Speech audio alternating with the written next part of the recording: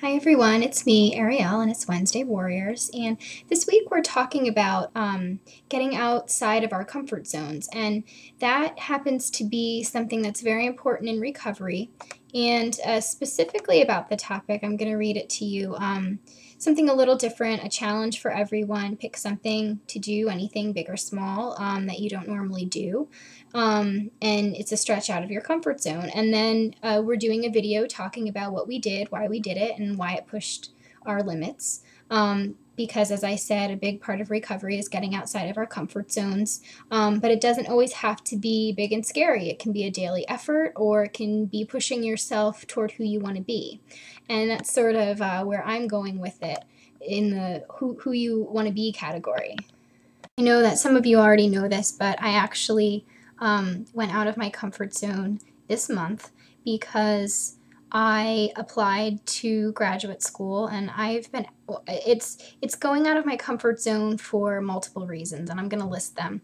One is because I've been out of college now for 4 years. I graduated 4 years ago with a bachelor's degree, and I didn't necessarily know that I would be able to go back to school for grad school.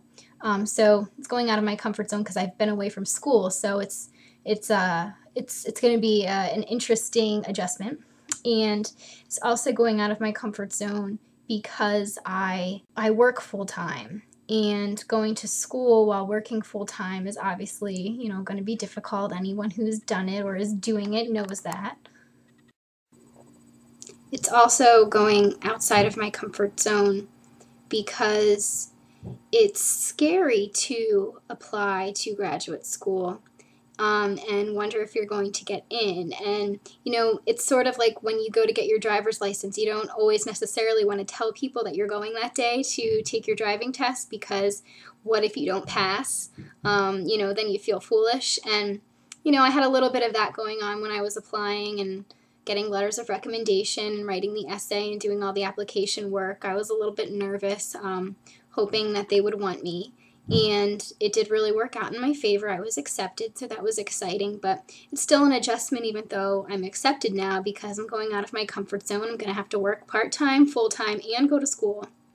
And it's going to be at night, mostly. I'm going to be doing internships. It's for my MSW, my Master's in Social Work, so that I can counsel people with eating disorders. So I'm really excited about it. It's something that I've wanted to do for a long time, but I didn't know if I would have the means to do it, and I also didn't know if I'd be able to do it just because of all the other things I do. In addition to working full-time, I obviously have a husband, and you don't want to be doing something every second of the day, not put enough effort into your relationship. My marriage is really important to me.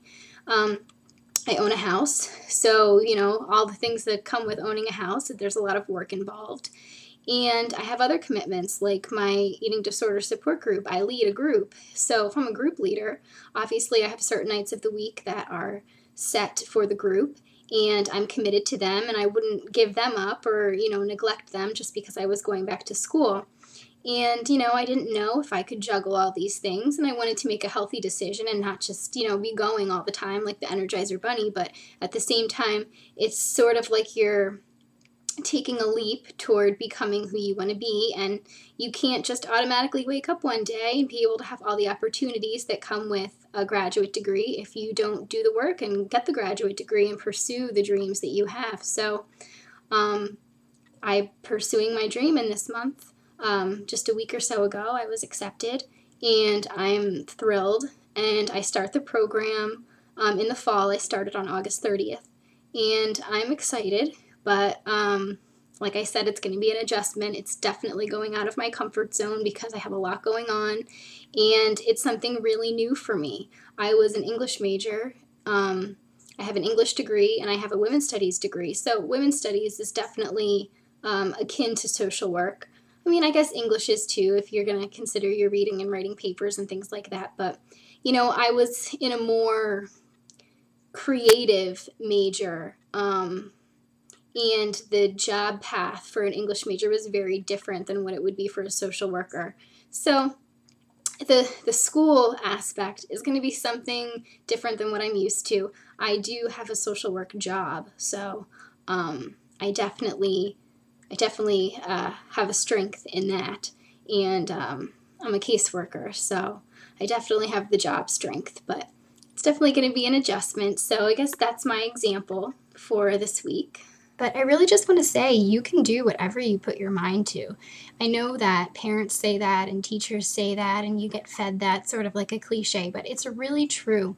And sometimes you can't achieve what you want to achieve without going outside your comfort zone. So it's important to do. And as long as you have the right support and the right mindset that you can, when you're out of your comfort zone, be able to comfort yourself and soothe yourself and heal yourself and take care of yourself, you're going to be fine. So as long as you have the tools to keep yourself comforted as you go out of your comfort zone, everything's going to work out okay. You have to have a certain amount of confidence in order to adjust to going outside of your comfort zone. If you don't have the confidence, if you feel that you don't have the strength, you're going to fail. And you do have the strength. You just have to tap into it. So many people think, well, other people can do that, but I'm not strong enough. And it's just not true. It's a fallacy. And if you don't think that you're strong enough, I suggest that you watch this video, which I'm going to post the link to up here in the corner. It's old. It's about a year old or more. And you know, my example of stepping out of my comfort zone is a career one, is a school one. It's a big one. But all examples do not have to be so severe and so big. You know, it could be something as eating lunch every day for a week. If you don't normally eat lunch, that's stepping out of your comfort zone, isn't it? So you don't always have to think so big. This is just my personal example because this week we're sort of focusing on personal examples and trying to set an example for other people and sort of share our own experiences. And that just happens to be mine for the month, so it was the easiest one for me to come up with.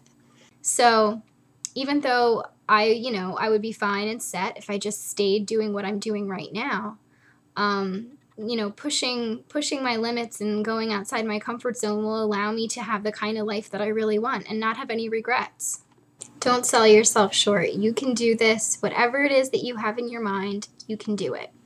Well, what I want you to actually do right now is, as you're sitting here watching this video, close your eyes if you want to. If you don't, you can keep watching me, but I promise I'm not that interesting. But sit here and close your eyes and think of one thing that you really, really would like to do, but the fact that it's out of your comfort zone keeps you from doing it.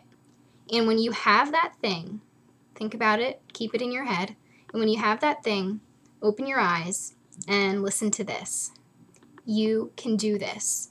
You have the power to do this. It's within your grasp. There's nothing stopping you but yourself. And go for it. I hope you guys have a great week. I hope everyone's doing well, and I will see you next time. Bye.